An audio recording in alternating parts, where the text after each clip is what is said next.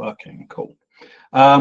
The chat is off, but I will, if anyone wants to say hello, say where they're from, I will switch the text chat on if you want to put it on.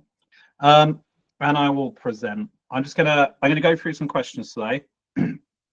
The idea being this is the higher tier, but there might be some foundation tier students here. Hello, everyone is saying hi, cool.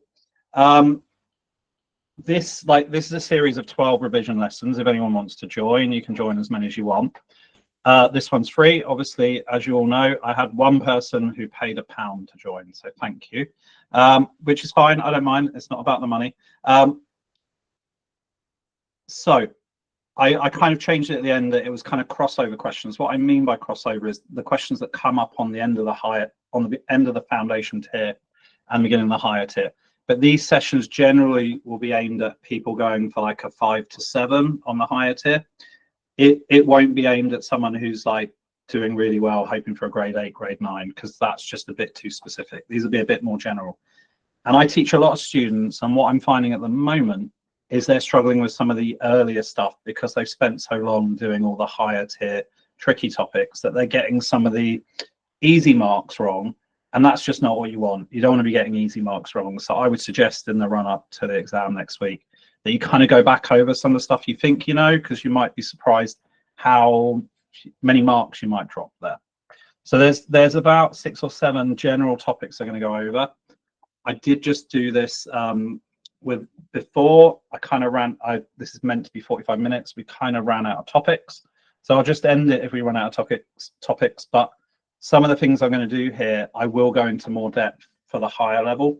So if you are a foundation student, this will be good for you, but I will say when it's higher tier only and just zone me out at that point.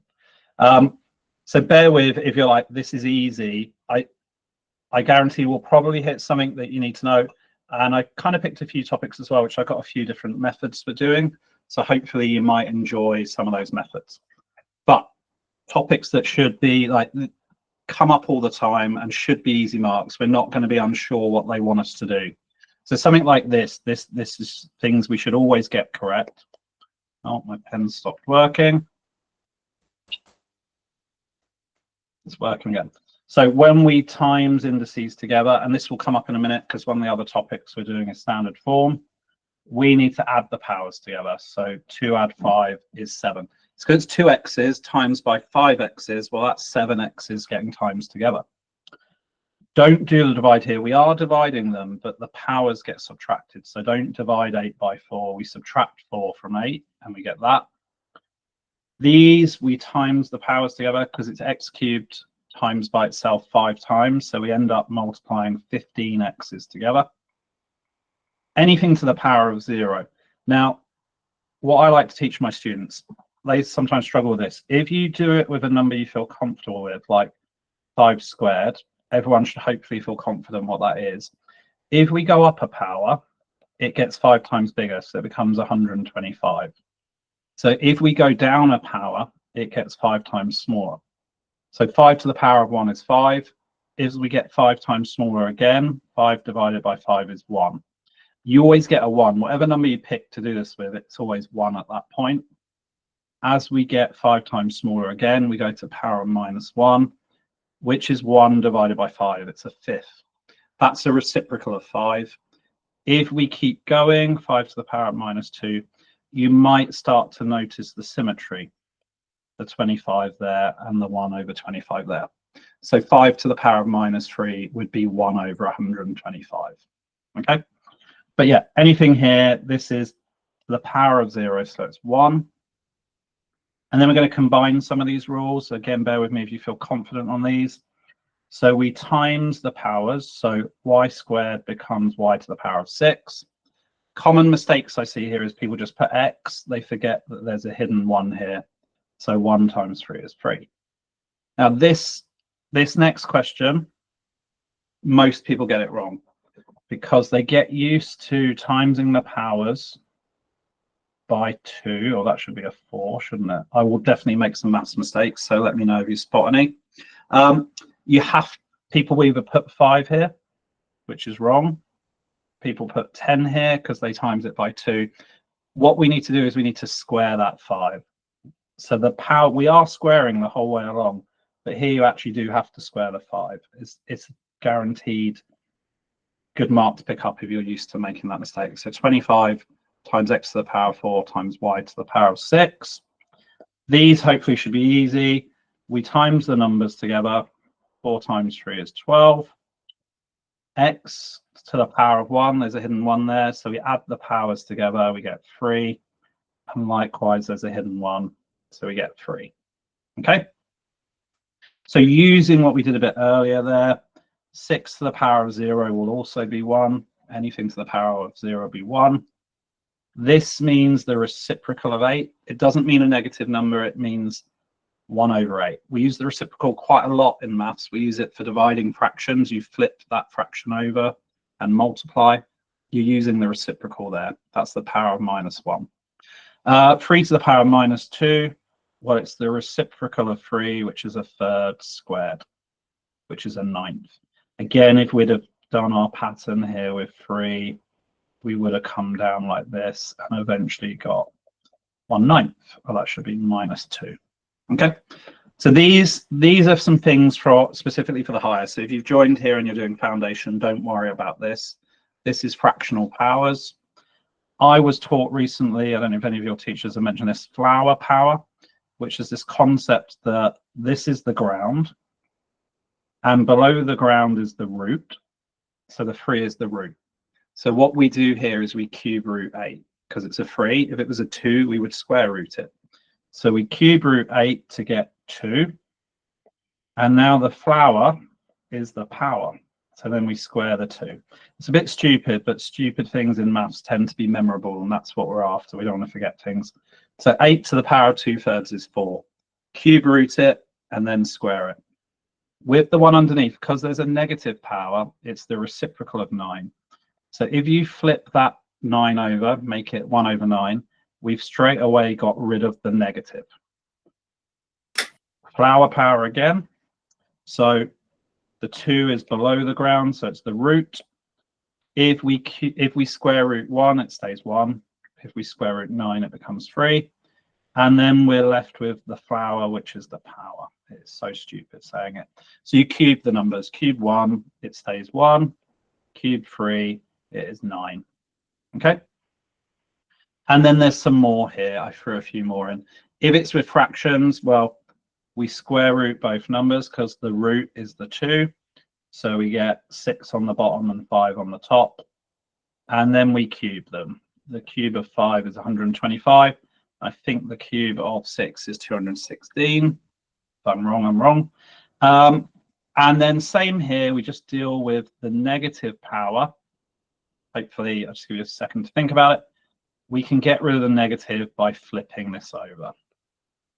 There's the reciprocal of that. And then we cube root both numbers.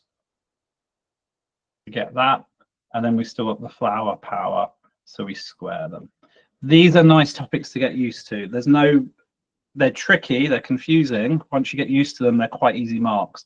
And there's no confusion about what it wants you to do. Once you've learned it, you're kind of happy to see those. Let's come over here. So this could be foundation or higher. If you're asked to write something as a power of 2, well, this already is a power of 2, which means it's just a massive clue that this can be written as a power of 2.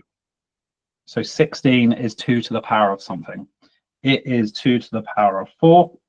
And then we're back to 16, just checking my maths. Like this. And then we can add the powers together. So 3 add 4, 7. Same here, because it's a power of 3. This is a clue that both of these numbers can be written as 3 to the power of something. 3 cubed is 27. And 3 to the power of 4 is 81. Times them together again, also to the power of 7. Okay. One more bit here that's higher only. So we've got, and this is the kind of question that, unless you've done one of these before, it doesn't make sense. But once you've done a few like this, you know what it's on about, so you can do it. This can be split up. Any surd, any cube root or fourth root we're on here can be split up into the fourth root of 81 times the fourth root of 10 to the power of 8. Well, the fourth root of 81 is 3. And what we can do here, and this is where fractional powers become really useful, the fourth root is a quarter. So I'm going to put the quarter there. And then we're back to those index laws. What do we do with these two numbers? We times them. A quarter of 8 is 2. So it's literally 3 times 10 squared. 10 squared is 100. So it's 300. So that's that number just by using these skills, combining it all. Okay. I didn't say at the start. In fact, let's say now. There's the topic names here, but there's also links to what I think are good worksheets to practice this. So at the end of the lesson, this PDF, which I'm writing on, will be available as notes if you want it. Also the recording of this lesson if you want to watch it again. Probably won't if you're watching it now. So further work if you want to do any of these topics. Yeah. There's links here to, this is my Maths Links website, which has got a massive amount of worksheets from all over the internet. I've sort of linked them all in one place. If you want to look at a specific topic, it's really useful. And also, if you do want to join any more of these lessons, if you find them useful, then there's the link there. This should be easy marks, but you'd be surprised how often people do this wrong. We should all know this is the factor tree. So you break 60 up into two numbers at times to make it. I always go with 2 until I can't. I'm circling 2 because it's prime. I'm circling 3 and 5 because it's prime. Most people can do this, having marked papers. You see that, and then you see things like this. It's wrong. Or you see things like this. That's wrong as well. It should be 2 times 2 times 3 times 5. That's perfectly fine. The perfect answer is we put it as 2 squared, but the mark scheme allows both, so don't worry. But yeah, nice easy marks. I'm going to come back to that one after this. So highest common factor and lowest common multiple of 60 and 72. Some people are, is this for higher tier? James asked. This is for higher tier. This is crossover questions, so they will come up on the higher tier. They'll be at the start, but generally these sessions are aimed at people aiming for a grade 5 or 7, but it will be useful, hopefully. If it's way too easy for you, then this sessions aren't for you, but there's a few things I'm covering that will hopefully be useful. This will hopefully be useful because you've possibly never seen this method for highest common factor and lowest common multiple. I saw this online recently. What I do now, and this is how I teach it, and I could show you 5 ways of doing it, none are as good as this. Put the 2 numbers in as a fraction. Really useful. This can come up on the calculator paper as well, so you can just simplify this fraction on the calculator. But that's what we're going to do. We're going to simplify it, and the way to simplify this, and hopefully everyone's really confident with doing this, I often just halve if they're even. I divide them both by 2. At this point, I would probably go, all right, I can spot 6 goes into both, so I divide them both by 6. This then gives us a fully simplified fraction. Oh, my pen stopped again. Doesn't want to work. So we get the fraction 5 out of 6. Let's try my other pen. It's working, yay. So we get the fully simplified fraction 5 out of 6. Why is it fully simplified? Well, because we've divided it by the highest common factor. So what these 2 numbers here are is the highest common factor, not 8, but 2 times 6. The highest common factor is these 2 numbers multiplied. So it's quite a nice way of doing it, particularly if you've got a calculator, because the calculator will do it for you and you can figure out what the common factor was that way. But what I really like is if you multiply these 2 numbers, so 72 times 5, you get 360. And also, and easier to do, but it gives you the same answer, 60 times 6, you get 360. Why is that useful? Well, that's the lowest common multiple. And there is no quicker way of finding it, I don't think. I'll be interested if you think there is a better one. We could have done Venn diagram from products prime factors. There's lots of ways of doing it. That, for me, is the best way, particularly if you've got a calculator. If you wanted to have a go quickly at this, trying it yourself, I don't know who's, so you always divide by 2 first. You don't have to divide by 2 first.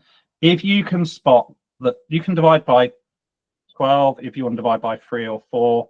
If you divide by 12 straight away, which the girl Khadija has said, perfect, yeah. But if you can't spot it, do it in steps and then times them together. It's also worth bearing in mind, if you ever had to divide a number by 24, you can divide in steps by any numbers that times to make 24. So you could divide the number by 4 and then divide that answer by 6 because they times to make 24. Doesn't come up very often, but it is possible. So if anyone wants to have a quick go at trying this method themselves, so it's literally, I'll do it, but do it slowly. So if anyone wants to have a go, they can. We would write this as a fraction. I tend to put the smaller one on top. Remember that it doesn't mean this fraction. It's just a method. Again, if you can spot straight away, but as I said, I would probably halve. And then at that point, spot that it's 7. So divide them both by 7. So it's 4/5, okay? And the highest common factor is these two times together. So 7 times 2, 14. It's a good question about the working out marks.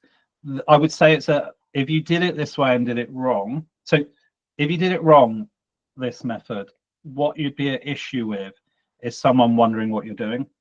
If you get it right, it doesn't matter what your method is. They'll give you the marks, okay? You're perfectly entitled to, on this, do the 70 times table, which is easy because it's 7 times table, and the 56 times table. If that's the way you want to do it, you can just write out the 56 times table. If you are going to do the 56 times table, the issue with this method is people get it wrong. People go wrong somewhere along here.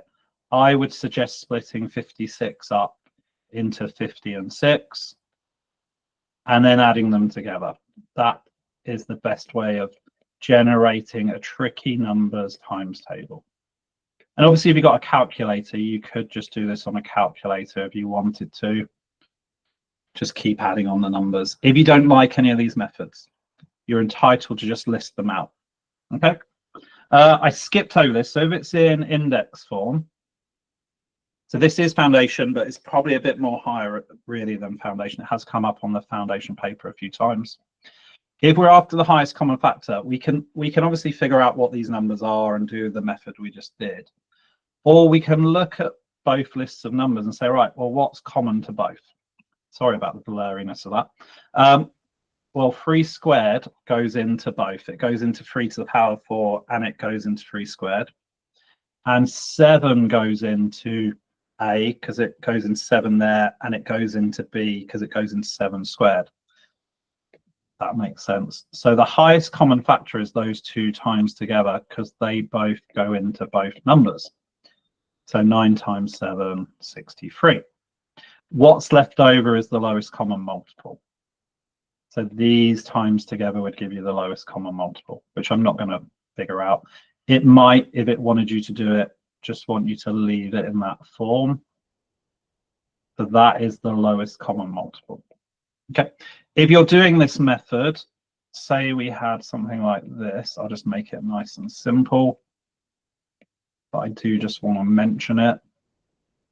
When we come to do the highest common factor, 2 is common to both. So you circle 1, and 5 is common to both. So the highest common factor is 2 times 5, so 10. And then when we come back and do the lowest common multiple, it's 2 times 5 squared times 7. So you use the other 2 we didn't pick up on last time. Okay.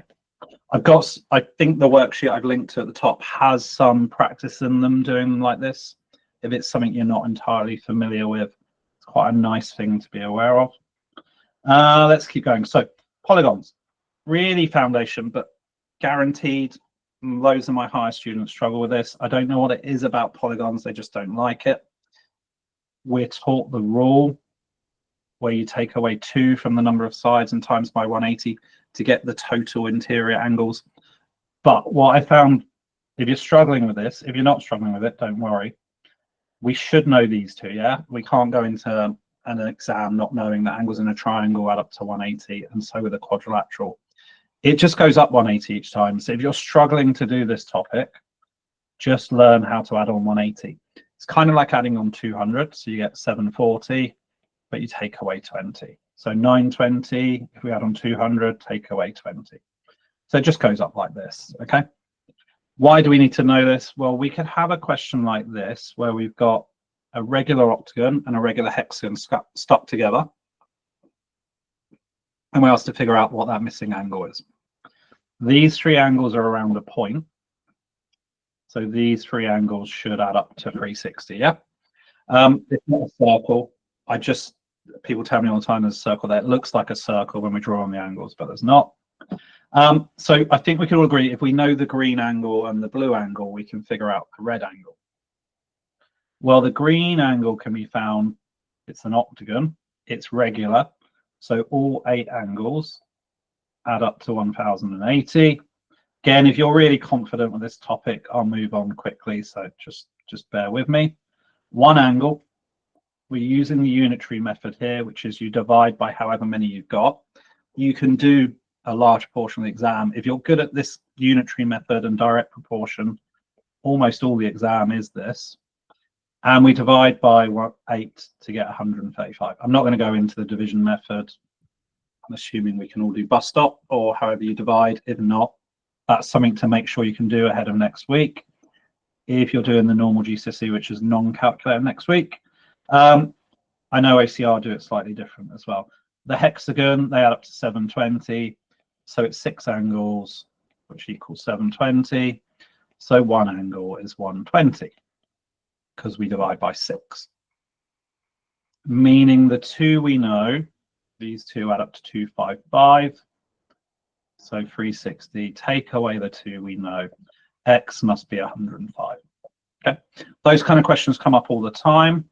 There is another way of doing it. We can look at exterior angles. So exterior angles are as if we carried on the sides in a straight line. And the thing about exterior angles is they add up to 180 with the interior angle. The main use for them is they're a different way of finding the interior angle, and they're very quick to find. The exterior angle is always, that's a bit thick, 360 degrees divided by the number of sides, n for number of sides. N we use in maths as an integer. Number of sides has to be a whole number. X can take any value. N has to be positive and whole. Okay, so the exterior angle here, because it's a pentagon, we would divide by 5 to get 72. What's useful about that is therefore the interior angle is 108. Because they're on a straight line, they add up to 180. So it's a different way of finding the interior angle. It's also, you kind of need to know it because you could get a question like this where you're told the exterior angle is 20. So what we'd have to do is say, right, the exterior angle is found by dividing 360 by the number of sides. And for this polygon, it's 20. So we'd have to rearrange, have to make n the subject to figure out what n is.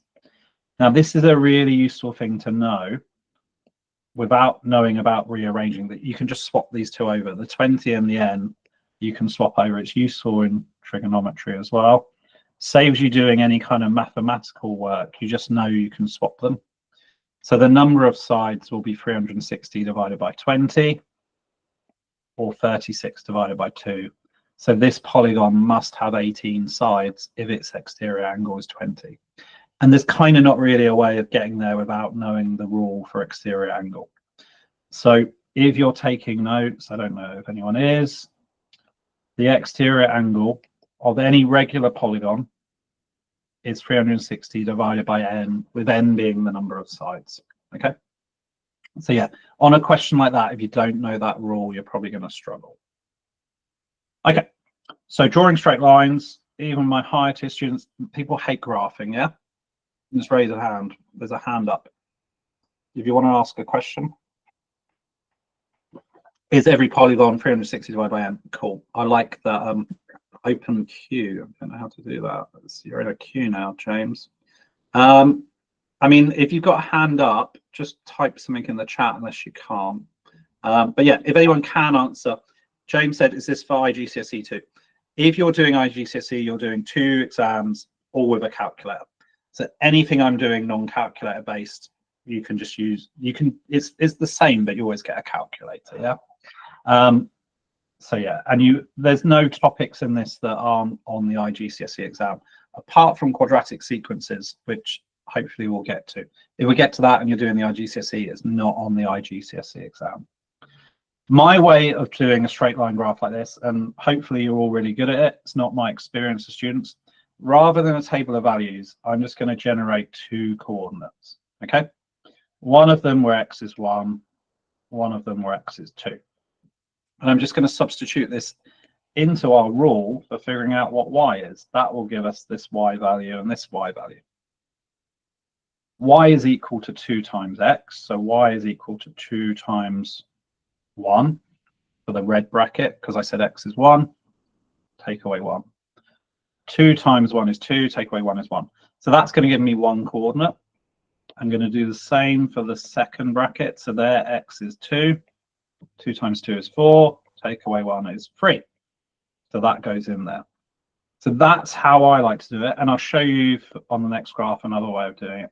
I hate the table of values for the straight line graphs. It causes half the confusion. 2 to the power of 3 goes there. This is a straight line graph because it's in the form y equals mx plus c. Yeah, if you struggle with sine graphs, Khadija, this, yeah, is tough. Probably not going to be something we necessarily cover in these sessions because it's quite high, like advanced high tier. These sessions, the higher ones, will progressively get a bit more beyond the kind of stuff I'm doing here. Maybe we could look at sine graphs because there is an element. Anyone can access those questions if they know what they're doing, but we'll see as we go along. So I'm plotting these coordinates on. Because it's a straight line, I can just spot what's going on. So I can just do this. Forgive me for not using a ruler. You'd be surprised how many people drop a mark, even though they plot the coordinates perfectly. They don't join them up with a straight line. So make sure you do that. And before we move on, well, just so we can do it on the next graph, this value, this c, which was -1, is the y-intercept. And I'm sure you've heard about this before, maybe, and my experience is people just go, yeah, but I don't get it. Just where it crosses the y-axis. M is the gradient, which was 2, which is the steepness of the line. And that's what determined how steep the line was. For every 1 we went along, we went up 2, okay? So the gradient is 2. So we can actually graph lines. I mean, if you like this coordinate method, use it. I'm going to show you a different way here. We're going to graph it based on what I just told you. If 8 is the y-intercept, then that's going to be 1 coordinate. And in this graph, -3 is the gradient because it's -3x. What that means is we're going to go along 1, but I've gone along 2 because the scale means that's 1. So it's 1 in the scale. It's not to do with squares. And we're going to go down 3. So that's where our next coordinate is. Just based off the gradient, that's where it'll be. Don't need to draw these on. I'll get rid of them. But because it's a straight line, it's going to carry on like this. So this is a different way of doing it. And again, I'm not going to use a ruler. Use a ruler in your exam. That is that line. Okay. So 2 ways of doing it. If you like the table of values, use that. If we want the equation of a parallel line, what was the equation? Y equals 8 minus 3x. If it's parallel, it's heading in the same direction. Never gets any closer, never any further apart. The reason for that is it's got the same gradient. Okay, it's going along 1, down 3. So a parallel line, we need to put -3x. Okay, we have to not put in 8. Don't put in 8 because you won't get the marks. So we change it to 10 or something. We could even say, we could even put the -3x first, which is normally how it is, +2 or something. So those are parallel. This is higher tier only. You don't need to know this on the foundation. A perpendicular line, the gradient is the reciprocal. So remember, it's like flipping it over, power of -1. The reciprocal of 3 is a third. So a perpendicular line will have a gradient of a third. And then let's put a number in there. And we don't normally do this with reciprocals because that's negative. The perpendicular line is a positive gradient. So if one's negative, the other's positive. But to be perpendicular, the gradients are the reciprocals. Okay. Things to watch out for there. I'll just come down here and write it. This line, the gradient isn't 4. It's only the gradient in front of the x when it's in the form y equals. So if we divide everything by 2, now it's in the form y equals 2 is the gradient of that line, not 4. So watch out for that. Okay, so we're just whizzing through. This isn't meant to dwell on much. Hopefully it's helping people. Hopefully I'm not going too fast, but the notes will be available, as will the video recording. Just going to go on standard form. Hopefully this is easy for you. Common mistakes I see all the time is people, and putting this as an ordinary number, put 3 zeros because of the 3 here, and because when we're first taught to do it, that works, but it doesn't work for this number because of the 2. The 2 is kind of taking up one of the spots of the zeros. That's how I like to think about it. So 6,200. 14,000 in standard form. To be in standard form, that number at the front has to be between 1 and 10. And it's not times 10 to the 3, it's 10 to the 4, because the 4 is in one of the spots for the zeros. So that's a way of thinking about it. That's how I like to think about it. Negative powers doesn't mean negative numbers. It means really small numbers. It's going to be a 0 point something number. We can go back to counting the zeros here now. There will be 5 zeros if we count the 1 at the start. So because there's a -5, there are 5 zeros. So once you get your head around these are kind of easier. This one will be 4 times 10 to the -4 because there are 4 zeros there. Okay, these are easy marks. You don't want to be dropping these marks because there's no confusion about what you're being asked to do. If you've practiced it, you'll get the marks. Timesing numbers together in standard form. You can do this on the calculator. So if you're doing the IGCSE, what they do though on the IGCSE is they give you numbers that the calculator can't cope with.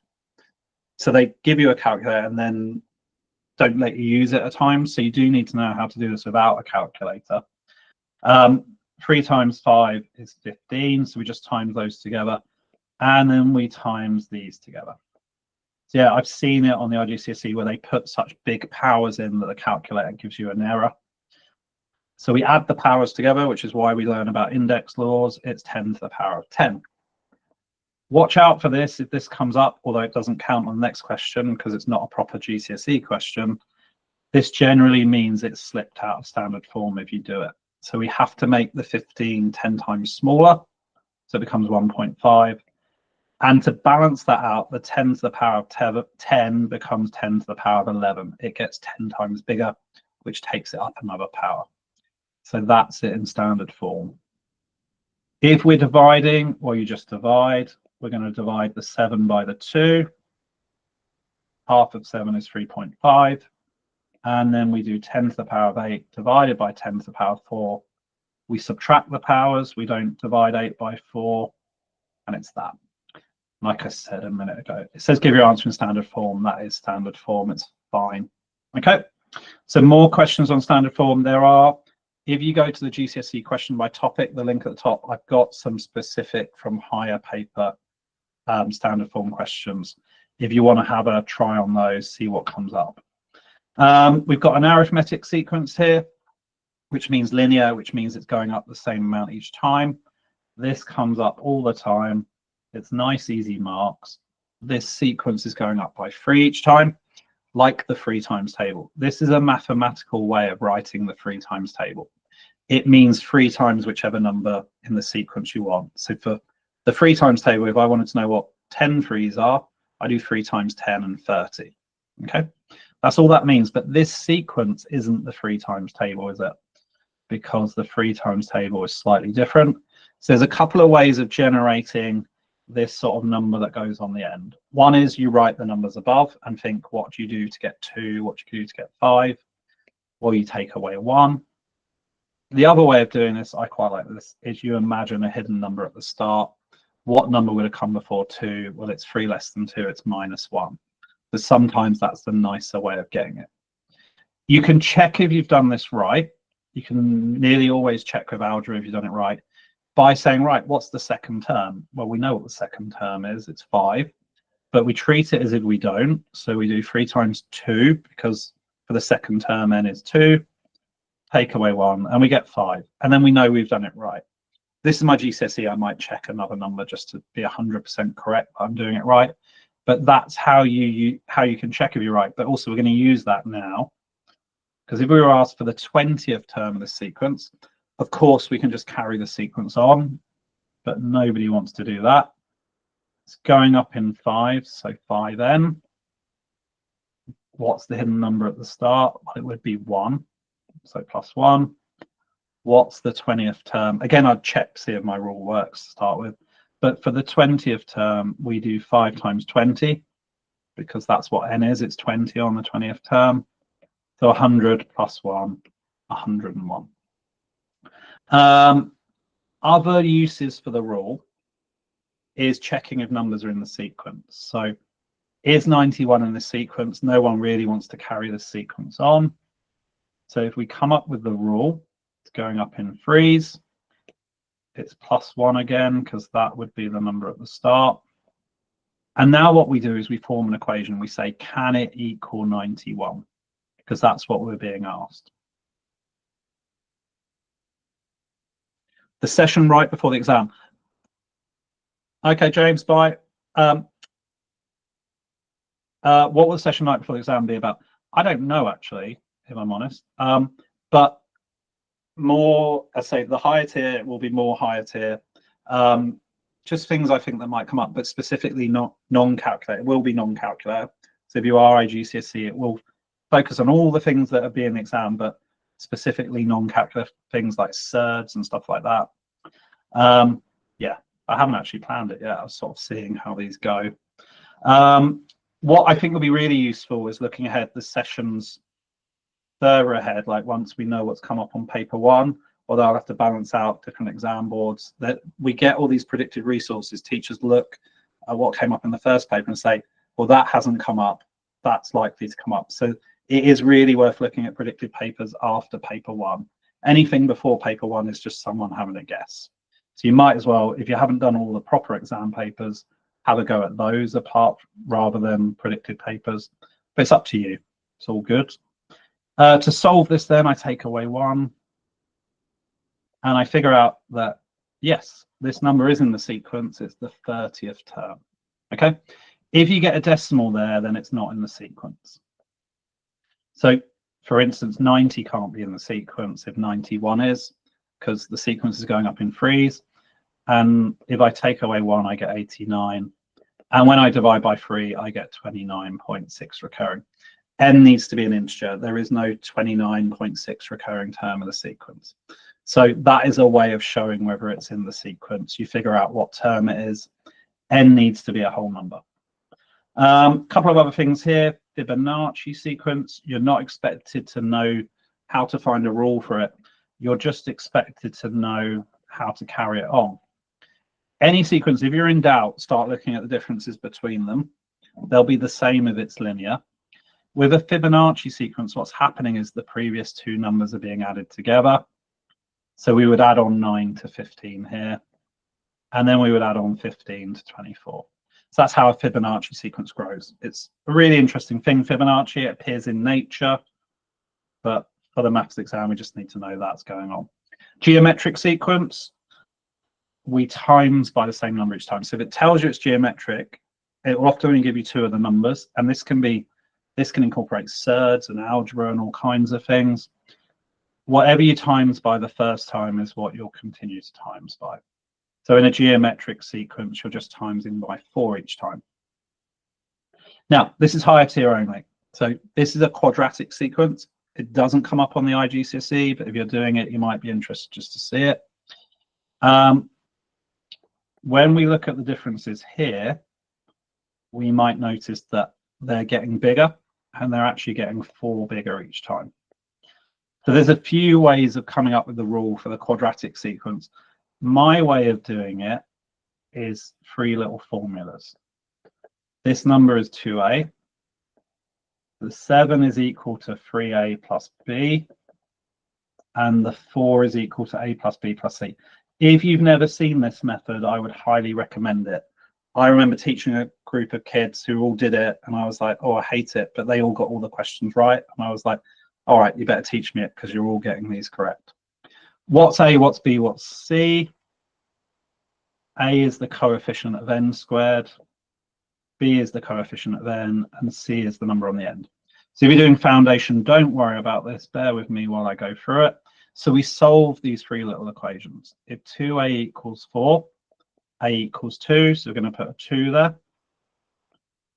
3a plus b is 7, so that's 3 times 2, because we now know a, plus b equals 7, so therefore b is 1.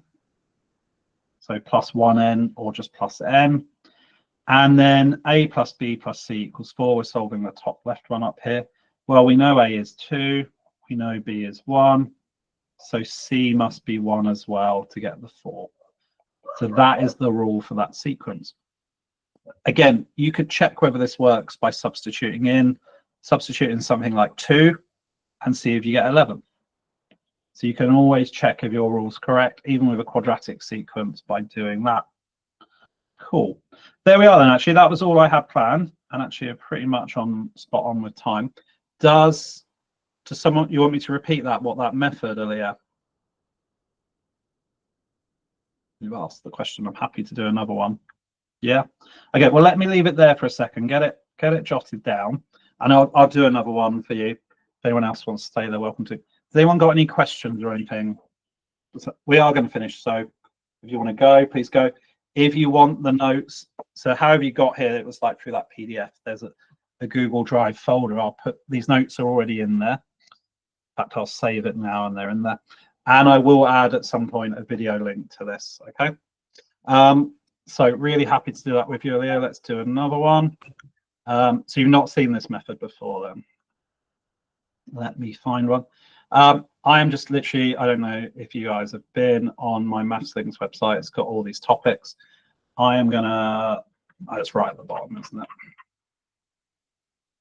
Quadratic sequences. So I just want to find one that we can do together. Cool. So it is 0, 2, 6, 12, and 20. Cool. Yeah, if anyone wants to go, please go. If you don't want to, yeah, I mean, you're free to go whenever you want. Okay, cool. That's really nice to hear those things. Yeah, I like that method for highest common factor and lowest common multiple. And Cara, thank you. That's nice. I taught it probably the way your teacher has loads of times as well. Just different ways of thinking about it. Sometimes the teacher says it in a way that helps.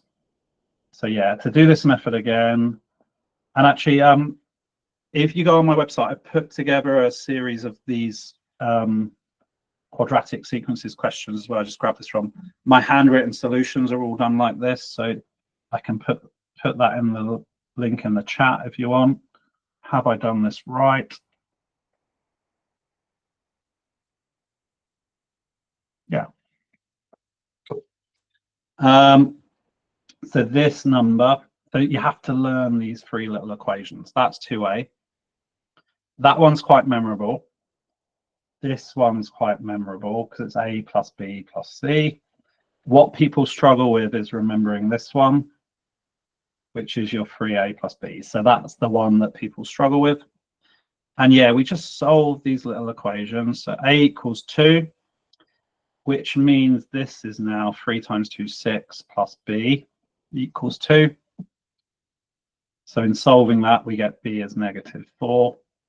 And then we go all the way up to the top where a, which is now 2, plus -4, because that's what b is, plus c equals 0. And we figure out what c is. So it's -2 plus c equals 0. So c equals 2. So those are the three numbers we need to put into an squared plus bn plus c. Some of them can be 0, not the a. If the a is 0, then it's a linear sequence. Ways of remembering this an squared plus bn plus c. If I show you the formula sheet, it's kind of like the quadratic formula that, so you don't need to remember where the a and the b go because it's kind of the same as that. A is the coefficient of n squared. Cool. Was that helpful? So do you have any checklists for Excel? Honestly, if you go on, like most of, like this is, I don't know if you guys have probably found me through Maths Links if you use it.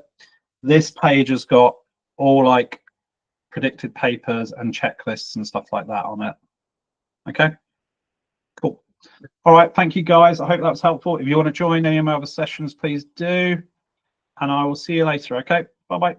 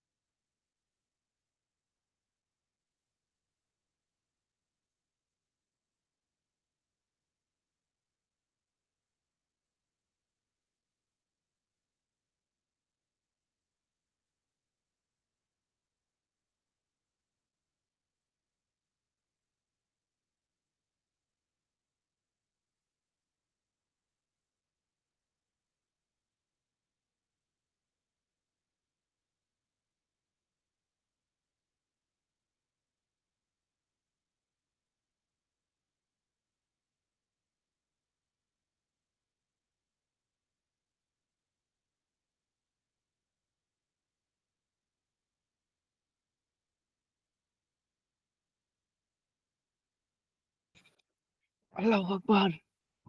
Okay, you lot can hear me, right? Alright, sorry to speak now. Speak, bro. You guys speak, bro, because I spoke. So, yeah.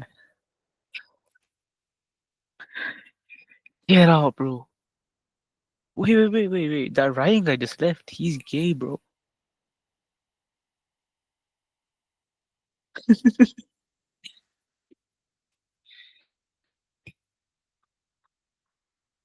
Aside, I'm your dad. Nah, he just rejoined back. I already sent him the thingy because you're here. Get up. Turn on your mics then, you lot. This is not fair, man. It's just me.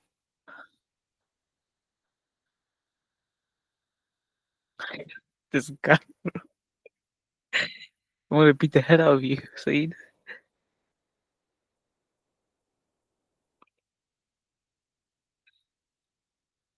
I'm a 10 off. I'm a 10 mine off because you lot don't have y'all on. So yeah.